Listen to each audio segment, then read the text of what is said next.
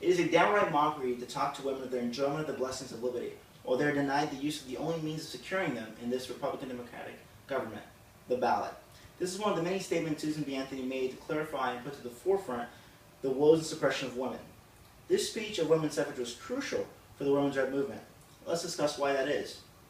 First, let's discuss what the circumstances were that led to this speech, and second, the impact this speech had on the world. At the time, women were struggling for rights, specifically the right to vote. This was sorely obvious when Susan B. Anthony herself was arrested for trying to vote in the 1872 presidential election. This is actually what led to her famous speech. As women realized their oppressed state, it really began fueling the women's rights movement. This speech came at the perfect time to ignite the flame. This speech was necessary because without the right to vote, women were literally powerless. In 1853, Susan B. Anthony acquired 28,000 signatures to prohibit the sale of liquor, or at least to limit it. However, the petition was denied because most of the signatures were from women. Later, in 1860, Susan got involved in the case of Abby McFarland, whose abusive and drunken husband, Daniel, killed the man she divorced him to marry. But not only was Daniel acquitted, he also got custody of her kid. This showed how little power women had over their society and over their surroundings, according to Susan B. Anthony's biography. These examples and countless others show how essential this movement and how essential Susan B. Anthony's speech was to the time. Susan B. Anthony's speech led to a drastic impact in her day and age. Her speech put a legal face to the arguments. Women's suffrage was no longer the norm, was no longer the tradition.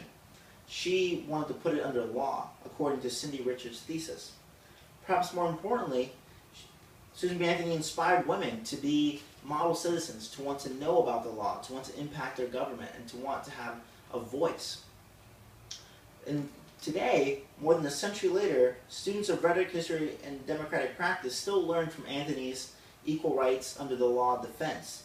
Today we debate things such as immigration, gay rights, and in these questions, we still ask questions similar to the ones Anthony posed.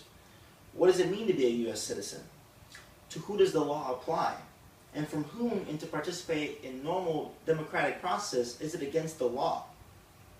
Clearly, this speech has stood the test of time and still stands for the rights, inalienable rights of citizens today. We have seen how Susan B. Anthony contributed greatly to the women's suffrage movement with her phenomenal speech, not only at the time, but also more than a century later. Her words still carry much weight today. In review, Susan B. Anthony argued for women's rights throughout her life. This particular speech was made famous because it came at a crucial time for women. Not only did she fuel the women's rights movement, but she also brought suffrage out of the streets and into the courtroom. She made it not anymore a norm, but now a question of law. And she empowered women to want to vote and pull it in front of the government as a constitutional question. She posed questions regarding citizenship and rights. Susan B. Anthony stood for what she believed in despite the critics. Just not because things were a certain way did she believe them to be correct. She didn't believe in tradition, she believed in progress.